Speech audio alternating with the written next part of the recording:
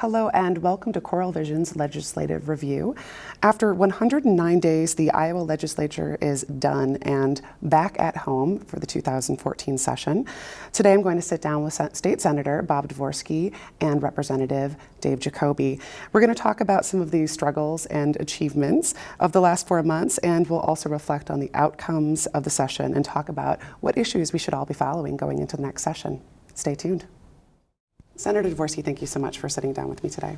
Thank you. It's always great to talk to you after the session and find out how things went.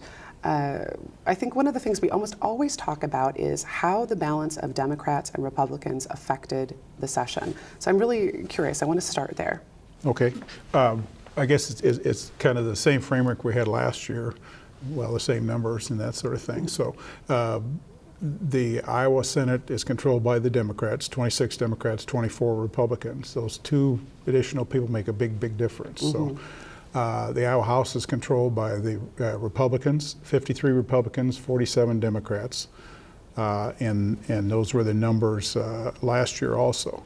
And because of the divided control of the House and Senate, what has happened is there's this framework on sort of how you at least do the overall budgets and some of the details in the budgets, as well as some of the tax credits and those sort of things, how those get decided. Normally, all that would come through committees and the whole committee system and all that situation, the way the legislature normally operates.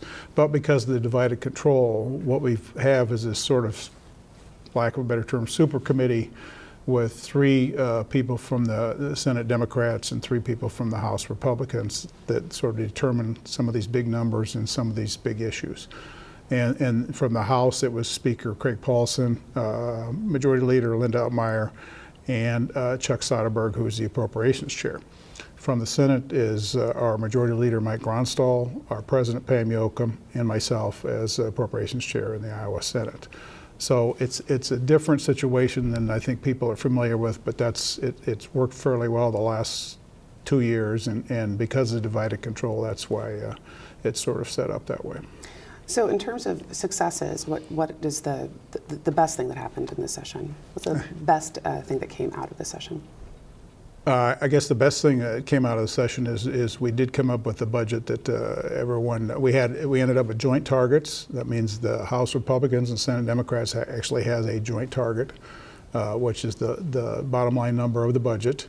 And then we worked on targets within the budgets. That's what Representative Soderberg and I worked on, is targets within each budget. There are 7 budgets throughout the state. So I think the overall budget, and then within the budget, I think the biggest thing in this area, and certainly a lot of other places around the state, is we were able to freeze tuition again at the Regents University, the 3 public universities. And to freeze tuition, the Regents had asked for additional 4% increase for all the 3 regions. And that proved to be kind of a tough situation where all throughout the session there was a big debate whether or not the University of Iowa should get a 4% increase. There was support for UNI 4% and Iowa State 4%, but the House Republicans weren't that interested in giving a 4% increase to the University of Iowa. And so we ended up negotiating all that situation out. In the end, it was sort of, as Speaker Paulson said, I think we'll take your scheme. It was sort of my scheme on how to fund that. So we came out with 4% additional for UNI, University of Iowa, and Iowa State University. And also additional, I think, $2.6 million for UNI because they have the situation that's kind of a good situation, but something like 90% of their students are from Iowa. And if you have just tuition from Iowa, that doesn't give you as much money to operate the institution, where the University of Iowa has a lot of out-of-state students. All those kids from the Chicago suburbs. Chicago suburbs and elsewhere, and you know, that helps to give more resources for the University of Iowa. So we gave that additional funds of 2.6 to UNI, and there was also another program that Iowa State had and hadn't had for several years that we gave funds there also, I think 1.7. increase. But that took all session to go through all that whole situation, but in the end I think it came out pretty well where we have the tuition freeze. I think everybody was following that conversation pretty closely. What would you say is the biggest disappointment of the session for you? Couple things. One that people notice with all the potholes and everything around here, the infrastructure, bridges and all that, and I'm sure the Johnson County supervisors could tell you all the bridges they need to have fixed, and There was a lot of potholes right. revealed after that rough winter. And we weren't able to get anything moving on the fuel tax, and there was several attempts to do that, but nothing really stuck. I really fault the governor on that. He was all over the map. There was really no leadership on the governor's part to get anything done in that area. I guess he was afraid of election year concerns of raising the gas tax, and then both parties wanted to have, if you're going to do that, they had to do it in a bipartisan fashion. And we had a little bit of support with the Senate Republicans, but it wasn't really quite half their caucus, so that didn't fly anymore. I did have the opportunity, actually not last year, but the year before, to vote for the gas tax out of Transportation Committee, but it didn't go anywhere from there on. That. From there on, but there's still that need out there, and we need to go back and address that. One of the ironic things, though, is going to happen is this next season, when you're doing road construction, you're going to see the most road construction ever in Iowa the next season, because the way things sort of fell in road construction. But after that, everything drops off the cliff, and the feds are going to be cutting back about $240 million coming in, and other funds. So we really need to address the situation.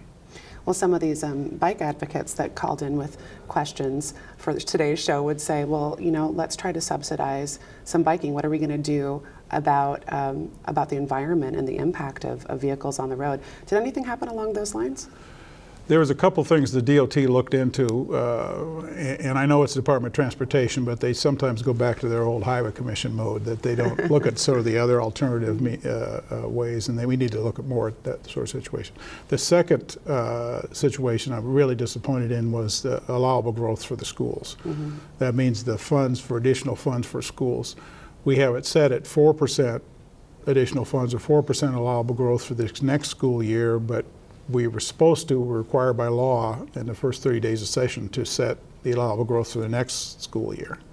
And we did it in the Senate at 6%, sent it over to the House 2 or 3 times, and nothing happened. In fact, they changed the law so they didn't have to set it in the first 30 days, sent that back over to us. We amended it, put the 6% on it, sent it over again, but nothing happened there. So I think it's going to be a major problem for schools down the road. Well, I think a lot of that is already, trickling down to the local schools here. People are talking about positions being cut and programs being cut as a result, and I think sometimes there's a disconnect. Voters don't realize that what happens on the floor is what's affecting us. They really don't understand. I think the local school boards have a lot more authority on budgets than they do. Right. I mean, they're reacting to it. Right. It's called a controlled budget. The state controls the budget.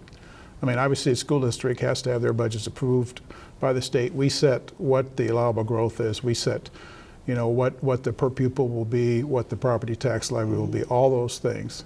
And apparently people don't understand that. Well, it ends up affecting class size and affects it. All those things. I mean, I know right here in our district, they're talking about cutting 4th grade orchestra and German language classes, and those are a direct result of those budget issues. And it really isn't maybe the 6% out there. Mm-hmm. What it's probably based on is we did 0% a few years ago, and I'm just amazed that was the first time in the history of the school aid formula we did 0%. That was 2 school years ago, I guess. 0%, if you're 1 year of that, that's really going to hurt you, because you have to go in your reserves and all that. And then this current fiscal year, it's sort of 4%, but it really isn't 4%. It's 2% and then an additional 2% just for this school year. Then next year, it's really 4%, but it's 4% on addition to 2%, not in addition to 4%. Mm-hmm. So it's really like 3%.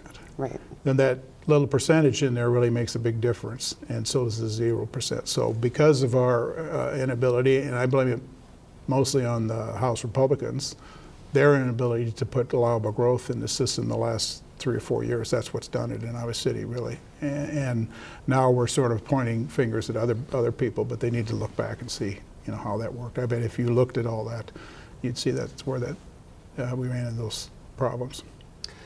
So I just touched upon the bicyclists getting involved in lobbying this year, but I had a lot of questions submitted pertaining to cleaning up our waterways, conservation and the environment. What was done in this session? Well, we attempt to do some things that are, some of them are in the one-time funding bill. We passed a one-time funding bill, and this, of course, was negotiated again by the House Republicans and Senate Democrats. It totals $140 million of one-time funding. One of it is going back and paying off some bonds. This was the Vision Iowa bond, so that's like $60 million. But the rest of it are projects.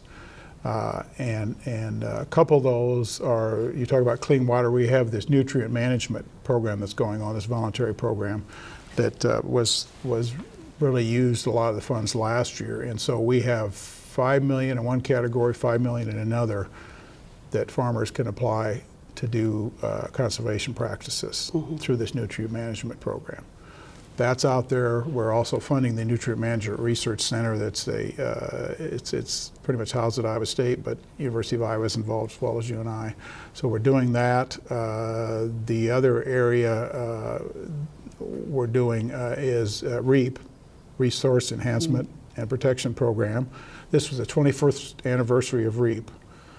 In fact, I was in the House when we started that. So, and that's been highly successful with conservation programs, recreation program, trails, all those things around the state for all 25 years. So because it was 25 years, we wanted to fund it at $25 million.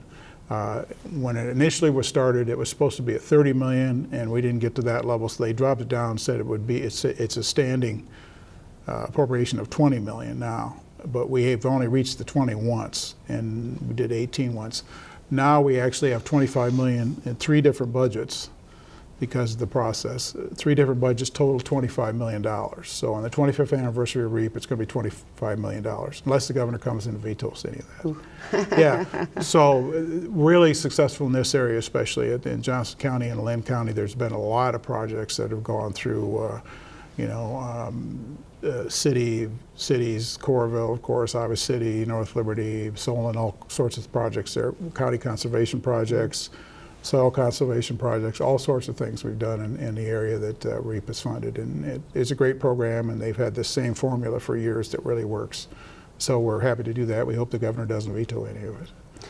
Well, the Terry Trueblood Park in Iowa City, I believe, was partially funded through that, and that is just a really great example of the kind of work that REAP has done. That is just a beautiful, beautiful piece of land out there. It is, and every time I think of Terry Trueblood, because back in the day, my undergrad degree is in recreation administration, and I worked in that field for years, and I served on the state board, and the president at that time for years was Terry Trueblood. Yeah. So I knew Terry for years and years and years, and I think it's really appropriate that his name is on that for the things he stood for all those years. So. And Trueblood Park is just a cool name. It is. It is, Cool. and they had the I don't know if they call it pavilion or shelter, but I've been to several events there. It's great. It really is. Yeah. And it's booked up a lot, so it's great. Well, Terry gave me my first job in the government. I worked for him at the City of Iowa City. Well, there you go. So, I always feel good thinking about him. Guy, so. Yeah.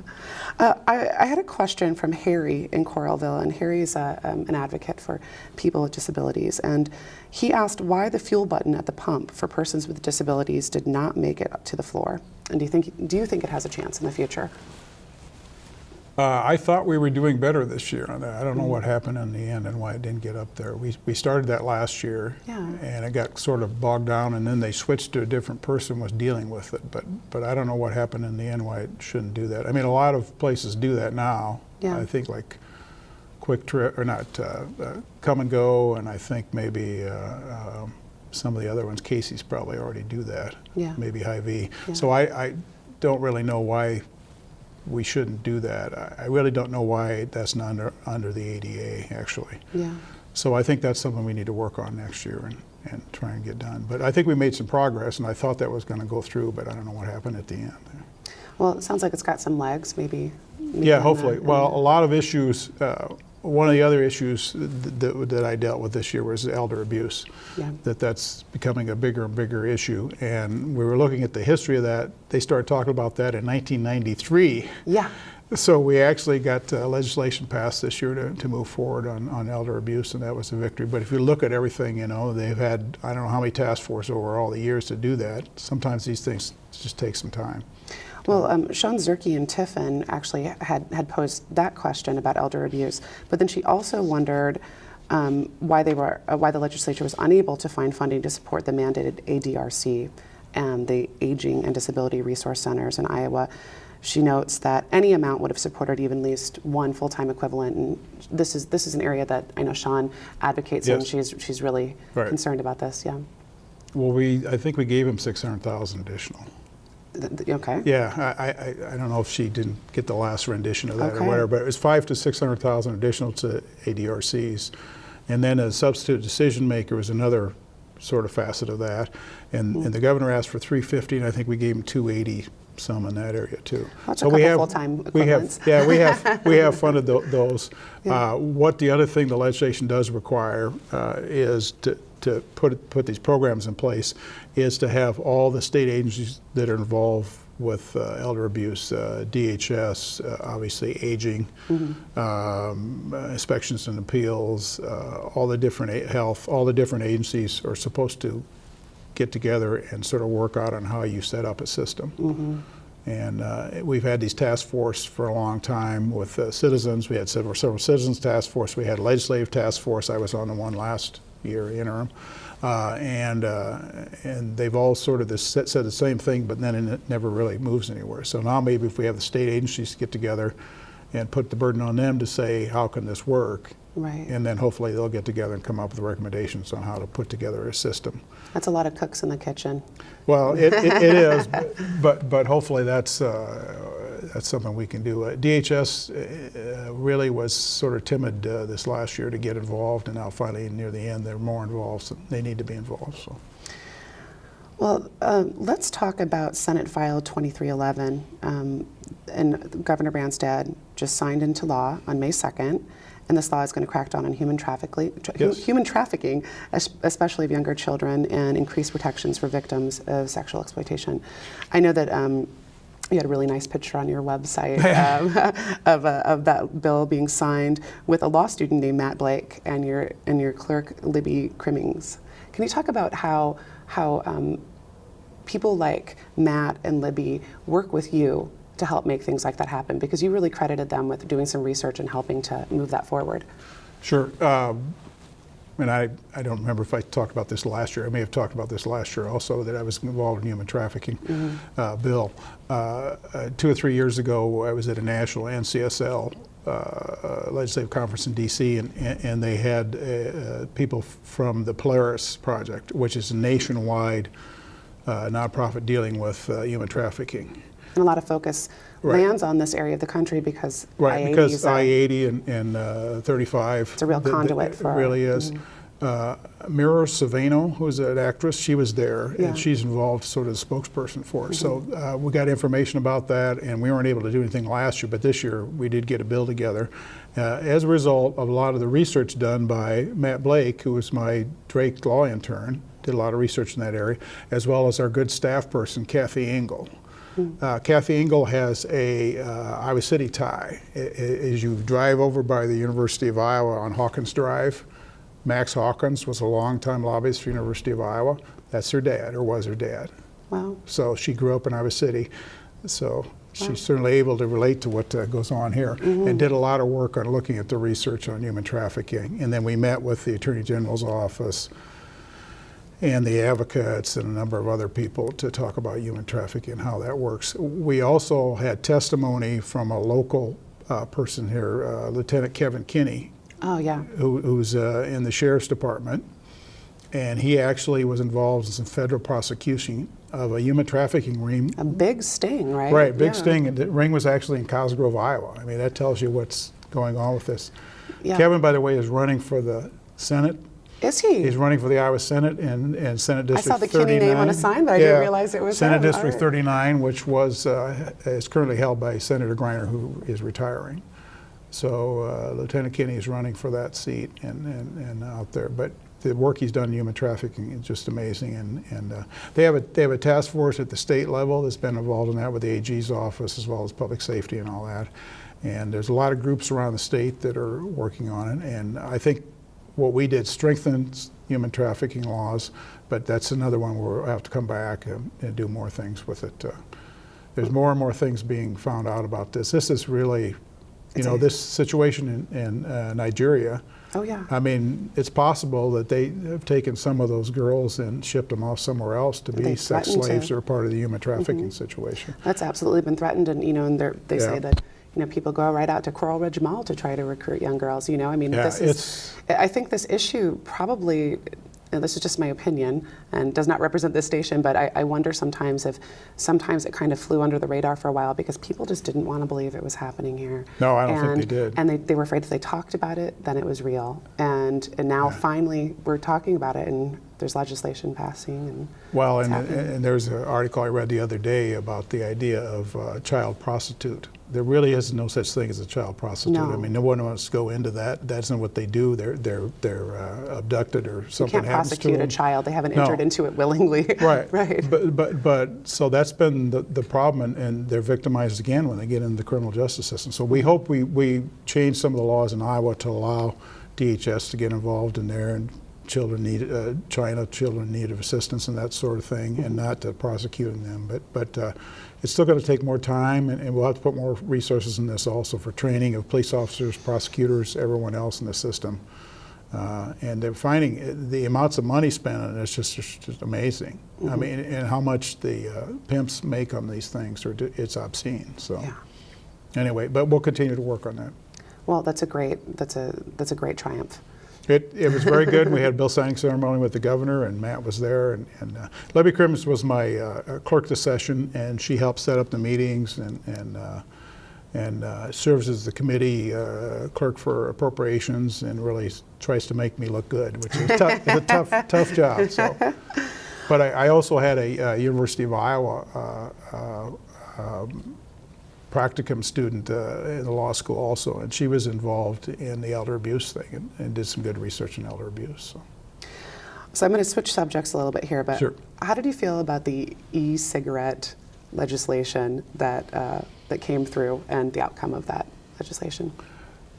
Well, I guess fortunately it does sort of take those away from kids, but this legislation essentially was the result of the tobacco companies. They wanted the legislation. What it is for them to get sort of the lowest common denominator before the feds come in and have tougher regulation. And unfortunately, that's what happened in Iowa. We bought into that. We did have a good amendment by Senator Bolcom and a number of us that failed, and then the bill passed. I didn't vote for it because of that reason. But I think you'll see in the next few years that the problems with these cigarettes, it really is not necessarily it's the e-cigarette. It's to get kids and adults back smoking again. Right. As soon as they get hooked again, then they'll be with the tobacco companies forever again. So, unfortunately.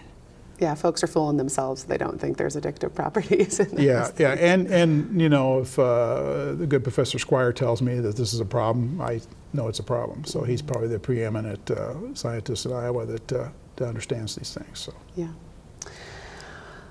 So let's talk a little bit about the medical marijuana legislation. This was a movement to decriminalize the oil derived from marijuana for the treatment of severe epilepsy. That issue seemed to get really convoluted. It was very confusing to follow. I think sometimes people weren't specific in referring to it as the oil, and there wasn't this understanding that it's this medicinal use for this for cases of severe epilepsy. But that is indeed what was being discussed. Right. First of all, they added a moratorium on Cheech and Chong jokes and all these other things. I mean, really, that's they wouldn't focus on what this really was. There was a moratorium. Well, there should be. There should be one, and because that's what people focused on. It wasn't what really was there. These aren't kids trying to get high. No. These are children. And apparently, you can't even do that. No, there's no it just effect. makes you sick or whatever.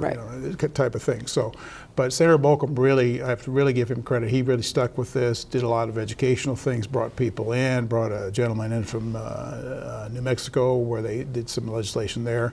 And fortunately, he was helped by Senator Snyder, Charles Snyder from West Des Moines, because the mayor of West Des Moines and his wife have a young daughter who really needs this situation for her big epilepsy. advocates, yeah. And they really came through, and he made it bipartisan then, and that really helped to work with everyone. And then you had bipartisan in the House also that people were working on. They had 77 votes for it in the House.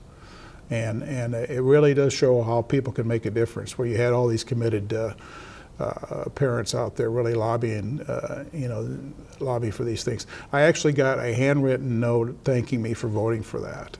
I mean, so, 77 in the House, and I don't know, 30 some, 120 handwritten notes or something. Wow. That from Sally, I don't know how it's pronounced, Gear, I think maybe, who was the wife of the mayor in West Des Moines. Yeah. So, and this really is a limited situation, just deals with people with epilepsy, and it really doesn't allow any legalization of anything in Iowa. You actually have to go out of state to get this. And they can't produce it here, and they can't sell. You can't buy it here. No.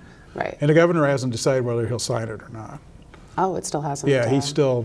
I don't know what. Taking more time, what that does, but he really does need to sign it. Right. Well, help move this forward, so people start looking at the valuable properties of this and how it works. Get off of these other silly discussions. Well, and some of the discussions surrounding this have been, oh well, this is the first step to legalizing marijuana for recreational purposes, or for decriminalizing, and that hasn't been the case in other states. This actual kind of legislation has not actually indicated that. I don't think that's where it's going, but but anyway, they need to work on that. So one of the successes of the session pertained to reevaluating the way in which communicable diseases are prosecuted if they're passed between one person to another. So specifically, HIV was probably the one that most people were paying attention to, but can you talk a little bit about that legislation? We passed legislation dealing with communicable diseases, not just HIV, but other diseases also, trying to put it in line with what the criminal penalties are there for other situations. We had this sort of hysteria and homophobic things going on with AIDS and HIV several years ago, and put in these really draconian laws dealing with this, where you didn't have to prove intent or other things when someone with AIDS transmitted HIV, and now they found that isn't scientifically that the law now reflects what we know about that disease, and it also reflects that you have to have intent, and that you're not. You have to. The law requires them to prove the intent situation. So it really modernized the law, and it allows people with HIV to get treatment and not locked up, essentially. Right. And there's been a lot of talk in the last decade about allowing people with HIV and AIDS to live with dignity and without a stigma, and I think this goes a long way to. I think it really does, and this was sort of one of those bonus situations. We didn't think this was going to happen, and I think because we were cooperating, the Senate Democrats were cooperating with the House Republicans, they said they would look at it again, and they actually then moved this forward. So that was very helpful. So not everything that got passed through has been signed into law yet by the governor. Is this a worry? Is he? Well, anything. Is he wielding his pen and waiting? Well, he does have the veto pen, and he has threatened on some occasions to veto some things. During the session, I believe the governor has 3 days to sign a veto legislation. So he's done some things that we passed during the session, but once we're out of session, he has 30 days. Oh. So he has 30 days since we adjourned to sign or veto legislation, and he has item veto authority on appropriation bills. And if you have one penny of money in a bill, then it becomes an appropriation bill. So he has item veto authority there. And the way, as I talked about earlier, the way the session was structured, we ended up having 2 additional bills in addition to our 7 I guess there's 8 actually, appropriation bills. 2 additional bills there that are appropriation bills that the governor probably will do some item vetoing. We have the $140 million debt reduction and one-time funding bill that I talked about, that he'll be looking at those one-time programs to see whether or not he's going to sign or veto those. And then the other one is our standing appropriation bill, and that has some language from other legislation that didn't get passed for one reason or another, as well as the standing appropriations. Actually, the school aid formula money is in standing appropriations, for example. So those things, he has item veto authority, so I think he'll look at those, as well as the overall budgets for the various departments, and he has item veto authority in those also. So this is a kind of a funny question, but the session's over. Does your advocacy end? Are there things you're concerned about that that you might reach out to the governor's office and say, hey, we're really concerned about this coming through? There's a number of things. Obviously, the $140 million in one-time funding programs and debt reduction, that was negotiated by the House Republicans and Senate Democrats. And we hope that, well, one of the things we did there is $2 million for LIHEAP, low income. We had some of the worst winter. Oh, yeah. And we put additional $2 million there for LIHEAP. Another one is $1.2 million that will go towards the Iowa Flood Center and programs over there, giving them this is for equipment so they can monitor. When we had all the droughts in that, we discovered we didn't have anywhere where they could monitor water quantity across the state, and this would allow them to do that. And there's a number of other programs in there also that we're looking at, the REAP funding, trails funding. The other budget the governor looks at a lot is our infrastructure budget, our RIF budget, Rebuild Iowa Infrastructure Budget. And that contains $6 million in trail funding. That's normally it's $3 million, and we're able to double that. So that helps with the outdoors and that type of thing. So there's some programs over there also. So the governor really, I think, more than usual, has a lot of appropriation bills and budgets he can look at and item veto or veto. So in this 30 days? In the 30 days, he's going to be quite busy. Yeah, yes. Yeah. Deciding. So, but it is sort of it's sort of the post-session thing where people now lobby the governor's office to say don't veto that. And normally, I think what he does is if you have, for example, you have trails funding, he would go to the DNR and say, or the DOT, both of them are involved in trails, mostly DNR though, and say, should we sign this or should we veto that? So he goes to whatever department that relates to. So people will be lobbying those departments as well as the governor's office to see what happens in this situation. So you know what's already on his desk. So what are some of the disappointments from this session that you are hoping might come up next time? Well, there's some things that I think are really going to hit, and maybe unfortunately for the governor, since he's running for re-election, it might hit right before the election, that the governor's office didn't address or didn't show any leadership on. One being the gas tax, nothing happened on that. So we'll see what happens with that situation. The other one is Medicaid, and normally because we don't have the estimate on Medicaid, I mean, we don't know how many people are going to be sick or how many more are going to enroll and all that. We usually have to come in and do a supplemental appropriation. And I think the need this year was around $31 million based on the Legislative Services Agency's number. The governor didn't ask for any. So it looks like they're going to be $31 million short maybe near the end of the year, maybe this fall. They'll be short on Medicaid, and since it's an entitlement program, they have to provide these services, but maybe some of the providers won't get paid as much. So it's going to be a major problem there, I think. Governor just refused to do any, or his staff refused to ask for supplemental, and they refused to come in and ask for additional funds. So I don't understand that at all, and we'll see what happens with that. Did that get all caught up in the Affordable Care Act discussions and? Not this year. That was last year, I think. I think and we did do a supplemental last year, I think, on Medicaid. Yeah. I think this was just part of this whole situation where the governor's lost control of the government, and there really isn't. There should have been, and if there was a need for supplemental, they should have done the right thing and asked the legislature for supplemental. But he really is going into re-election, doesn't want to show that he's spending any money. I mean, Right. it's a crass political maneuver, and I think it's going to Reflect badly haunt on him, when these things happen. And then, of course, the other one is allowable growth. Since we didn't do the 6% allowable growth, you're going to see a lot of problems in schools. You're seeing that reflected already in Iowa City. And that's Iowa City with tremendous growing enrollment. You know, a lot of these school districts, a number that I have in my rural communities in Cedar and Johnson County, where they don't have any increasing enrollment. So they really are going to have some problems. So you're going to see a lot of problems in that area also. So those three things I think are going to come back to in particular haunt the governor and the governor's office. So one final question here before we go.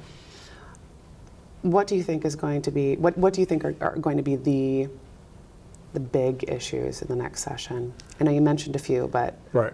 Well, one of the things that's going to happen too, and this is the last thing, if you noted, the Senate actually spent an extra day in session. We were there till like 5 o'clock in the morning getting everything else done. And then we introduced a resolution to require subpoena power for our oversight committee. You're doing all these investigations of state government and various things where you had these secret payoffs. You had the governor changing people from classifications from merit to at will. You have a federal Department of Labor investigation, Iowa Workforce Development. You have people looking in at the Iowa Veterans Home, the Iowa Juvenile Home, all the problems there. It's sort of endless on all these problems going on in state government. So we felt that our oversight committee should have subpoena power to look into these things. So we that will give them more authority to look into these things. And it helps people who want to come forward also. Where you know they may want to come forward, but they're afraid if you're subpoenaed, you have to. Right. You don't have a choice. So right. and then they're afraid about losing their jobs. Right. Or, And then it also allows that we could put them in contempt of court if they don't do things also. So we passed that we're going to pass that resolution, but under Senate rules it takes 24 hours. Or should you wait 24 hours to appear on the floor, unless unanimous consent, and the Republicans probably rightly didn't give us unanimous consent. So we had to wait another day. And then when we had the resolution on the floor, then we passed it on a voice vote. So they have subpoena power and they're going to move forward now. They have all sorts of emails coming to them, something like 5,000 emails that they need to sort through with DAS, Department of Administrative Services, to look into all these things. But unfortunately, I think a lot of the things we've seen so far are the tip of the iceberg on kind of what the Branstad administration has done. I mean, they've gone way unchecked on what they're doing and changing things around, and gone way beyond, I think, their constitutional authority to change people's status. And I think you're going to see some problems. And the Workforce Development, Department of Labor's in here. I think you may see some charges there on things where they're stacking the deck against people in workers' comp and unemployment situations. So there's a lot of problems. Yeah.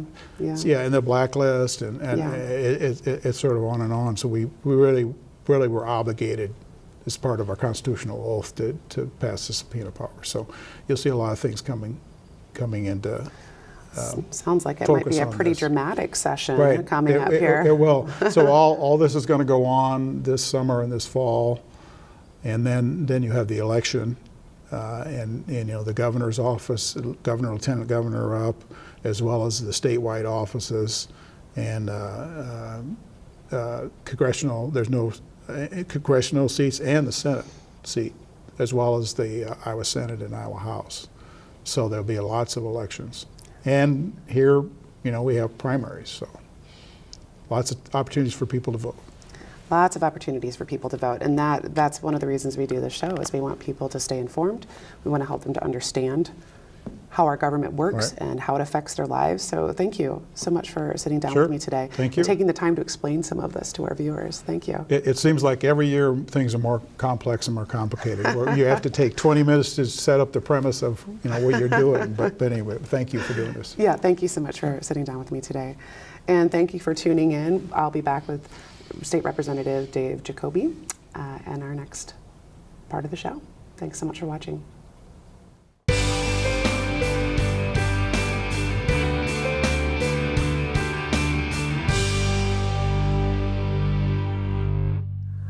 I'm back with Representative Dave Jacoby. Dave, thank you so much for sitting down with me. Oh, thank you, Katie. So this is your 5th term in the legislature. Is this correct? It's correct. Actually, partial term, so I think the Red Journal would say 6th. Sixth, the okay. 5th full term. 5th that I full served. term, okay. And this was your first year as the ranking member of the House Appropriations Committee. Can you explain to our viewers what that actually means? Because you were responsible for about 9 budgets, is that correct? There's a total of 9 budgets, and they come through budget subcommittees. And the subcommittees work for the first half of the session to agreed upon numbers. And it's divided to 9 different budget line items. And it was my first year as ranking member leading our team in the House as far as the appropriations that we agreed to or didn't agree to by the end of the session.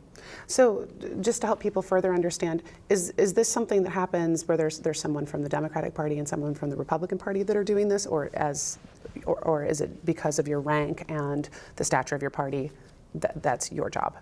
That's a very good question. Both parties will have either a chairperson or a ranking member. The chairperson is with the party that's in control, in other words, has the majority, and then the top ranking minority partner or party has the ranking member. And then both of those members lead the committee as a whole. And so they count on your leadership for the budget, and between those 2 people, you start working with the baseline numbers that you're going to work with throughout the session. Okay, and then that really guides everything that happens there on out. It does. That's a big job. It's a big job. I enjoyed my first year. It is different than Ways and Means, which I've served on before as ranking member in terms of taxes and taxation policy. But this one was very important, mainly to our region too, because of the University of Iowa and the strong emphasis that we have on education. Now, this was a kind of a big year for education. Can we talk about the tuition freezes right off the bat here? That was one of the big successes of the 2014 session, was the freeze on tuition for our 3 regent universities. University of Iowa will be able to freeze their tuition for another year or 2 years based on the funding that we allocated for the university. So freezing tuition will help parents and students determine their checkbook for the next year or 2 on how to afford college and what those costs are truly going to be. Well, that's great news. That's a big deal for all the students, especially with these huge debts that students are incurring. The one thing we were looking at is not only lower tuition, but lower student debt. And that will get much more attention next session, and how we can balance out not only freezing tuition, but freezing student costs, because tuition and books are very important. Obviously, you need them to go to college, but rent and food also is a significant chunk of the change that you pay to go to college. And so we want to make sure that somehow we're able to take a look at the totality of circumstances for student costs. Well, that's great news. I guess we'll be looking forward to that in the next session. Let's talk about the regional center and and STEM. So just so people know what STEM is, it's science, technology, engineering, and mathematics. This is an initiative K through 12 to make sure that we are creating optimal conditions for students to learn about science, get involved in science, and hopefully go into careers in science, because as we know, the United States is lagging in that department internationally. So what's happening with STEM? Well, and STEM is also where the jobs are right now. So science, technology, engineering, and math, we're trying to promote to our students at an early age. Actually, we have preschool programs and informal programs like through the Children's Museum, through Boy and Girl Scouts, things that just introduce our students to science, technology, engineering, math at an early age. And the goal is awareness, but also that children don't have to have a goal of being a chemical engineer, which is a fantastic goal, but also have those building blocks as they go through K-12 systems, that they're ready for post-secondary training. And it can mean you can be a chemical or biomedical engineer, a doctor, a number of professions, but we also want to make sure that the building blocks are there for the students that may go to 1 or 2 year post-secondary degrees, wastewater treatment, engineering techs, our nurses, our healthcare professionals. It's trying to get them more ready, get them ready for not only the jobs, but ready for the curriculum after high school. And most of our young people will need post-secondary training to make it in the world of work. Now, what role does the regional center play in that? And can you explain to everyone what the regional center is? Well, the regional center is being built on an Oakdale Road on the University of Iowa campus. Now, Kirkwood Community College has a number of regional centers in place. What's even more exciting about this one, it is the only one in the nation that's a true partnership between the University of Iowa, a regent school, and a community college. And currently, we also have the Grantwood AEA and 7 school districts signed on with memorandums of understanding that will participate. So as the doors open in August of 2015, Coming up here. it's coming up very quickly. We expect over 400 students to be there the first day in an array of programs that can range from auto mechanics and construction trades to first level courses for nursing and biotech positions and engineering. Wow. This sounds like a really incredible thing to coordinate among all those entities. It is. We're having meetings every other Wednesday with all the entities involved because preparation is key. And it's also important to note we're not leaving the A out. You know, the arts is very important. You know, I like that. I always like knew to. you would like that. But it is The very A for important arts, yeah. for recruitment of workers is also to have arts available to everyone. And something I say often is we want A in their STEM, STEAM, A for the arts, and of course maybe west of Interstate 35, A could stand for agriculture. Yes, But yeah. either way, A is very important in the STEM initiative also. Well, that's great news. Let's get an update on REAP. REAP stands for Resource Enhancement and Protection. Where did REAP funding land, and what are some of the plans that you see going forward with that funding? Well, this again is another very exciting, positive thing that came out of this session. It's a win-win for everyone. We set REAP at $25 million. Now, the original line item for REAP over the past 6 years has targeted $20 million, but has usually come in 16 to 18. We need REAP in terms of our trails, cleaning the water system. Every community tends to use it for something different. Coralville used REAP monies to build the community center over at Northridge Park, has used it for connections of the trail systems. And it's also something in terms of our natural resources where we don't have very much land set aside in Iowa. In fact, across our country, almost every state has more public land than Iowa. Wow. So the $25 million on a bipartisan note that we assembled is to help communities get land so they can set it aside for parks and recreation. And we also have a lot of the agriculture families who want to deed their land to the DNR for these areas of parkland and reserves. And this money will help in that initiative too. It's exciting. We actually pieced it together with one-time money and money that we fund every year. But this allocation this year is going to go a long way, and I think citizens will see changes within months with this $25 million. And I think Senator Dvorsky noted that that number 25 was significant because of the years of the year. Yeah. The year. It's the 25th anniversary, so $25 million. And again, it is the most ever allocated for a year in REAP. And we hope to see, the successes from that investment very soon. Well, there's been a lot of conversation lately about climate change and concerns. Here we are, Coralville, Iowa City, Cedar Rapids, sitting right in this hotbed of flooding over the years. And And it's just good to know that we're thinking about those things. But were there other moves made in terms of conservation or flood mitigation in this session? Well, there were a couple of things that were brought up. Number one were buffer strips. Now, buffer strips are actually strips on agriculture land that you use as set aside, but it helps so your runoff, your stormwater retention has a place to stop before it hits the stream. And those buffer strips are also very good for hunting, to repopulate pheasants or quail in the state of Iowa. So they're kind of like ponds or water retention areas. And they're also actually strips of the land that aren't planted to corn or soybeans. Oh, okay. And usually they're 20 to 30 yards wide, and they can be wider.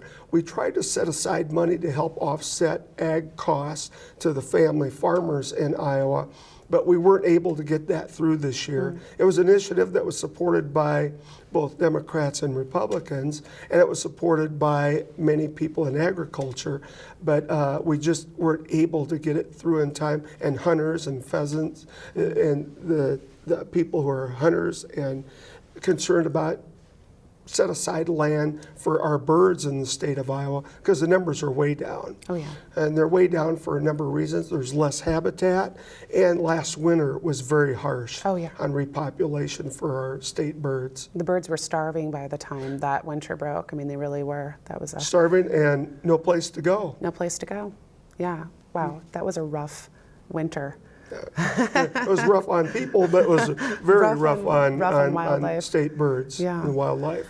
Well, I'm really curious what you considered to be on a personal level, the thing that you were most disappointed in with this session. Well, I think it's easy to see that our kindergarten through 12th grade school systems are struggling.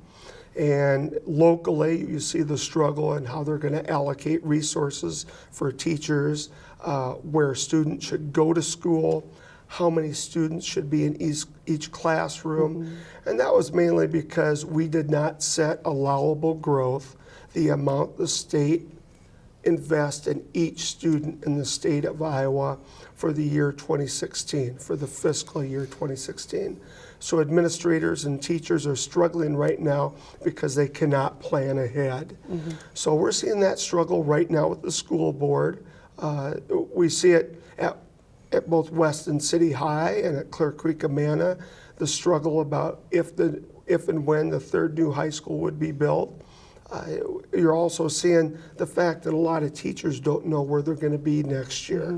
In fact, one of my daughter's teachers, who has piqued her interest in science, in chemistry at the high school level, but since he is new, we do not know if he's going to be her teacher next year. Right. Because the school administrators can't say whether or not he will still be, number one, employed at the school district or employed in that position. So it's a little frustrating as a parent, and it's equally frustrating for administrators and teachers and parents and students that the year 2016 allowable growth was not set. We did bring it up a number of times. That did tend to be a very partisan issue, and for whatever reason, Speaker Paulson and the House Republicans decided that that issue would not move this year. We're already seeing programs being cut locally along those lines because of that decision. So it'll be interesting to see how it plays out in the next couple of years. Hopefully some things will be restored. Well, and parents are very concerned, and we're talking about foreign languages being cut, many of the arts in terms of music being cut, and 7th grade football. Now, 7th grade football is special to me because it was the only year I ever started in football, and it was only for 2 games. They're taking away the glory days of little Dave Jacoby's everywhere. The 2-game glory days, the only times I ever got to start on the football team at Marion, or actually the Vernon Junior High. And it's also the first year that a lot of students have to participate in sports, and we have it set up where anyone who wants to participate may. And it really concerns me that music and sports and foreign language, that opportunity may not be there, and not all students have the wherewithal be able to take those without the public school support. Yeah. Well, it's a shame that kids won't have access to those programs. Let's talk about what you consider to be the biggest achievement of the session. Well, I think obviously freezing tuition is very important in our region, but it's important statewide because students come from everywhere in our state to the University of Iowa. I think too, one of the surprises at the end of session was the legalization of cannabis oil, a very, very narrow focus for families with children with epilepsy, with severe neurological challenges. And will this be the answer? We don't know, but hopefully it will give the families and the children some relief from their affliction. And so we'll see how that plays out over the next couple of years. But it was exciting because it was at the end of session. It wasn't expected that it would be a hot topic, but both teams, the Democrats and Republicans, came together and worked on this issue in the last 48 to 72 hours. It had gone through committees and had expert panels give us information before any decisions were made or bills were written. But it was real exciting to actually see politics work, Yeah. to see the way state government is supposed to be run work too. Well, and this was a real learning curve, I think, for everyone involved. I mean, I think some of the folks in the legislature really understood what the cannabis oil was, and that it wasn't something you're going to go out and deal in a dark alley. It's they understood the implications of the medicine. But there was a lot of misinformation out there. It seemed like there was almost a smear campaign going on out there against it, and it took a while to get even the public on board, I think. And then once people really understood what it was, then it followed. But that's still sitting on the desk. It hasn't been signed. As of today, it's still sitting on the governor's desk, and hopefully he'll see the strong bipartisan effort to push this very narrow-focused medical marijuana, cannabis oil, to be more exact, for a very specific number of people that would be eligible to use it through their neurologist. But hopefully he will sign it and sign it soon, and I actually expect him to. And another issue that was important to me locally was the sealing of juvenile court records. Yeah, talk a little bit For about that. a number of years, by law, those records were supposed to be sealed, but there was a little nuance that they had to come back to court to seal those records. Now, this isn't major felonies, this isn't major crimes, this is minor crimes, mistakes that young people have made, and I want to reiterate that they've paid for their crime. In other words, they did probation, they did community service, they've gone through a series of things with a PO, if it was that serious but still a minor crime, that they went through to make sure that they knew right from wrong and that they're not going to do it again. In fact, to have your record sealed, you could not have been a recidivist. You couldn't have done something wrong again. The major thing is that our youth in Iowa were competing with youth from other states for jobs. So someone who turned 18 or 19 in Iowa that may have come from Minnesota and may have made a mistake in his or her life at age 15, challenged from the wrestling team to shoplift a pack of gum. I mean, very minor offenses, but That wasn't a personal story, was it? No, it wasn't. Okay, just checking. But I have friends, no. But it's a very minor offense, and they know they've done wrong, and they've gone through the system, that those records should be sealed, that once they turn 18, that they have that second chance. And youth from other states have that second chance. So arguably, if someone's competing for a job in Iowa, that youth from Minnesota with the same minor charge, it would not show up on her record. And she would get the job based on that only, assuming a tie between two youth. Sure. So we want to make sure that our youth, number one, know right from wrong, minor offenses, but have that second chance so it doesn't ruin their careers or career choices the rest of their life. And so this will automatically seal their record, so they don't have to Well, go through that process. We still will have a process, but it's a much cleaner process for them to follow. And the courts will follow up with them to make sure that they've gone through the steps to seal their records. And it's good to have the courts involved too, and the district attorney, because then they will make sure that that the young person has completed their adjudication. In other words, if it was community service or whatever just not doing anything wrong or stupid for 2 years, then they've kept their slate clean. Right. No more jaywalking. No more jaywalking.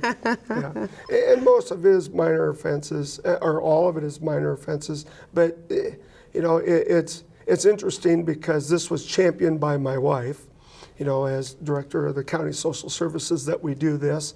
But I got a little kickback from this from my 16-year-old daughter, who said, well, what's that do for students who don't do anything wrong? How is that fair to them that they've lived by and where's the live by incentive the for rules? being a good kid? Where's the incentive for being a good kid? And so it was important that we kept in there, well, they've done something wrong. They do have to pay for what they did wrong, both literally and figuratively, but they also should have a second chance. Yeah, that's great. We touched on a bunch of environmental issues, but let's talk about renewable fuels. And what happened in this session with renewable fuels? Well, it's a little frustrating because the first level for renewable fuels is tax credits to make them viable, especially for startup. We have to create incentives for people to get into that business. Sometimes renewable fuels, and you could be talking in terms of ethanol. You can also be talking in terms of wind energy and solar energy.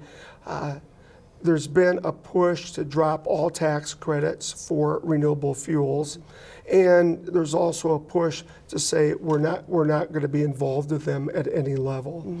I think the goal should be not to have government involved in a certain number of years, but I think government's already involved deeply with oil and natural gas and other utilities, electricity, and coal-generated electricity. There's no reason that we shouldn't be involved in renewable fuels and energy also. I think the key to that discussion is when we say this is a 5-year tax credit, and then at the end of that 5 years or 10 years, that tax credit truly sunsets. Well, yeah, I mean, that's a very good point. If there are going to be government subsidies and tax credits for other forms of energy, and we're hearing all this news about climate change and the changes that we need to make as a nation, do you think that Iowa could, you know, being in this big wind field that we're in, do you think we could eventually become a leader in wind energy, or do you think that there's too many obstacles in the way? Well, I think we're already generating quite a bit of wind energy. I believe we're second in the nation right now. And it's also the discussion between big wind and small wind. You know, up in Mason City where we see the large operations because of the land and the scope of the land and also the wind. I mean, basically the wind there. But small wind is exciting too locally. And actually we have Tim Dwight, a local entrepreneur for solar energy. And solar panels are increasingly decreasingly large, increasingly popular, because when you looked at solar energy a decade ago, it meant an 8x16 panel on top of your home. And now, as Tim excitingly will tell you, that maybe in 3 to 4 years, that panel will be 1 foot by 1 foot. Amazing. On the west corner of the roof of your home. So technology is progressing far enough that I think we need to look at renewable energy.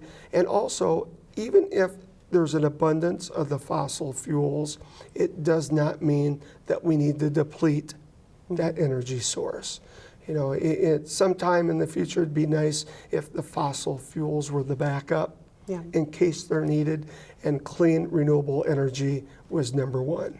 It's kind of just interesting that, you know, what drove the fossil fuel frenzy and the automotive craze was entrepreneurs, and here we are again at solar and wind with less subsidies and entrepreneurs stepping out like Tim Dwight, you know, really putting their personal funds and their personal know-how into it to make things happen.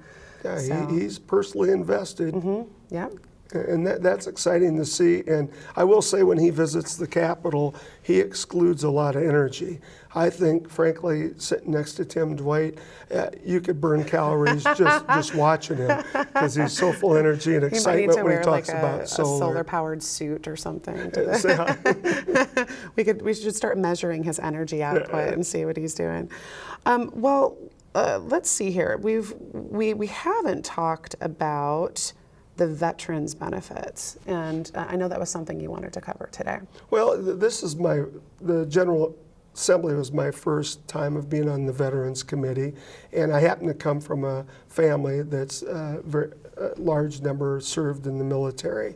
And it was important to me to see that we, with the income benefits for military personnel, and this is military income, that we do not have a state income tax on that amount of money coming into the households. And it's important for two reasons, because I think it's fair that military income, retirement income, should not be state taxed. And also, a lot of our retired military want to live in Iowa. Right.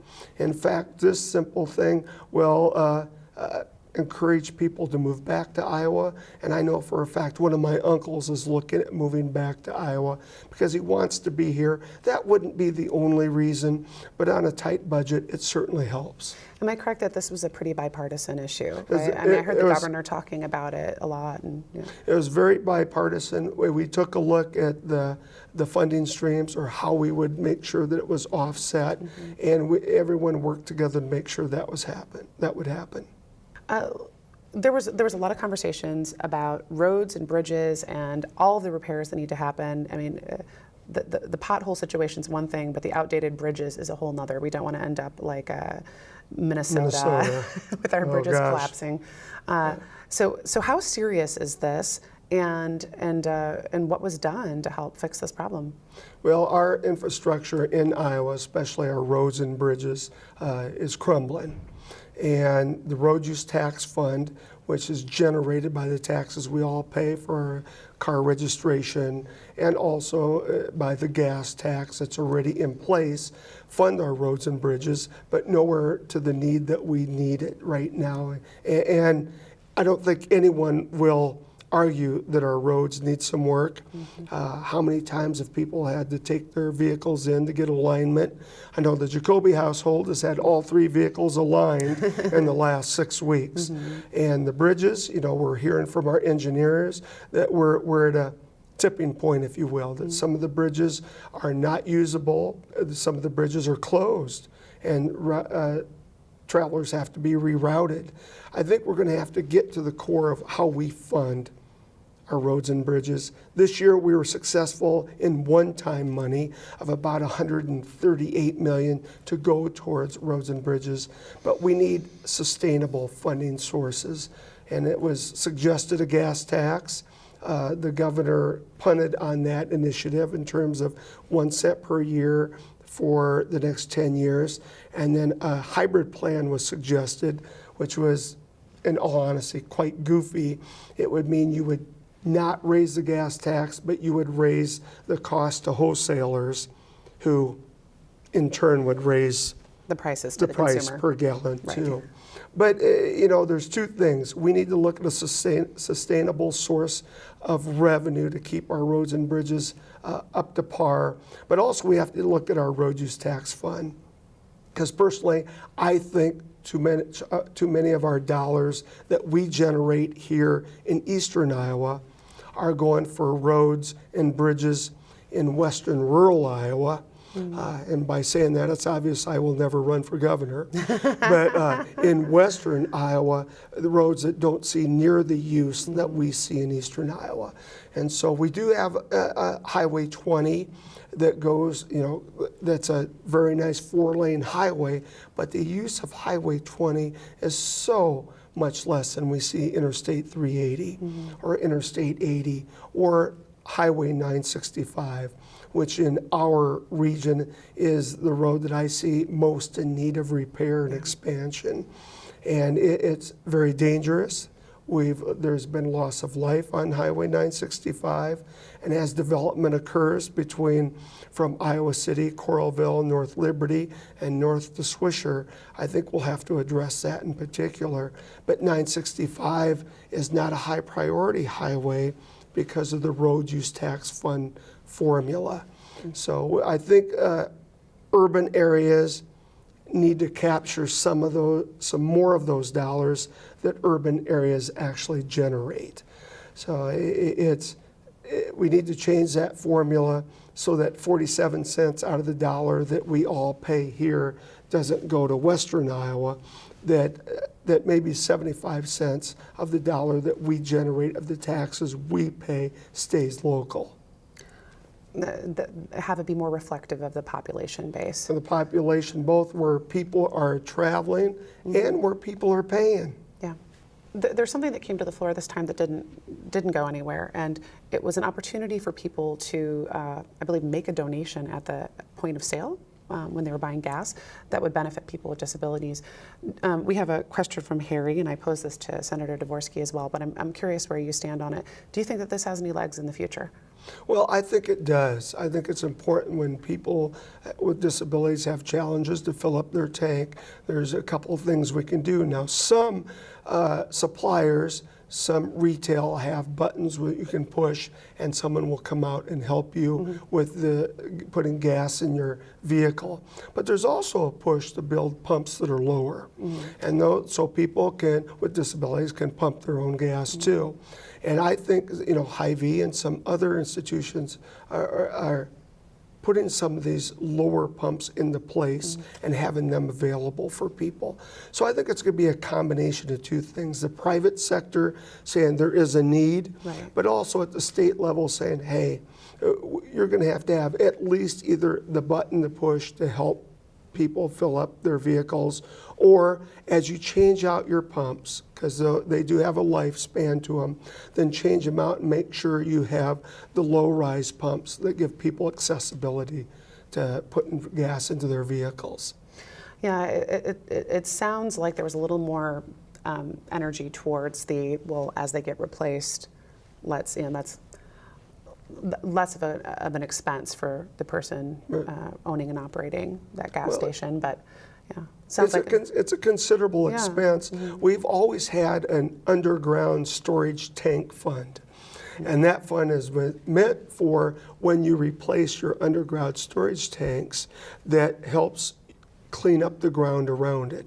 Because what we found generally is almost all underground storage tanks have some leakage. So before a business replaces that tank, we want to make sure that the land around there is mitigated. So if we can set aside funds to mitigate underground, there's no reason that while we're retooling the pumps above ground, that we can't have that fund set aside there to help small businesses offset their costs. Excellent. Well, I think we're kind of winding down on questions here. Is there anything else that you want to make sure that we talk about today that we haven't covered? Well, the one thing I noticed this year in 2014 was input from area people. And we've always had that input for Johnson County legislators, but for whatever this reason, it was on an uptick. In fact, there were many calls, emails, and more people showing up forums. So actually, that's exciting to me. That's great. To hear more ideas from constituents, hear more ideas from friends and neighbors, and also the big push to help defend the University of Iowa. Because the University of Iowa has taken a hit in the last couple of years from some people in the regents and from some people in leadership positions. And I think it's time that we stand our ground And University of Iowa is a top-notch university in the country, and not only the state with our other two universities. So I think it's important that everyone that likes the Hawkeye State keeps fighting for the University of Iowa. And also, again, thank you to everyone for your input this session. And if I'm reelected, I hope to continue that, hearing that input for next year. And I think you did a great job of reaching out to your constituency this year, doing that, your little messages home with the videos. I think that really helps people stay involved. So kudos to you as well. Well, thank you for that. People stay involved if they have the information coming at them. So. Well, thank you. Yeah, thank you so much for sitting down with me. I look forward to reviewing the session as we embark on the next session coming up here. Thank you, Katie. Thanks a lot. Thank you so much for watching today. Now the session is over, but your elected officials still want to hear from you. We're putting some information up on the screen. Please reach out to them in the meantime before the session starts again. And if you'd like to submit questions for our upcoming show as we enter into the new session, I'd love to hear from you. Thank you so much for watching.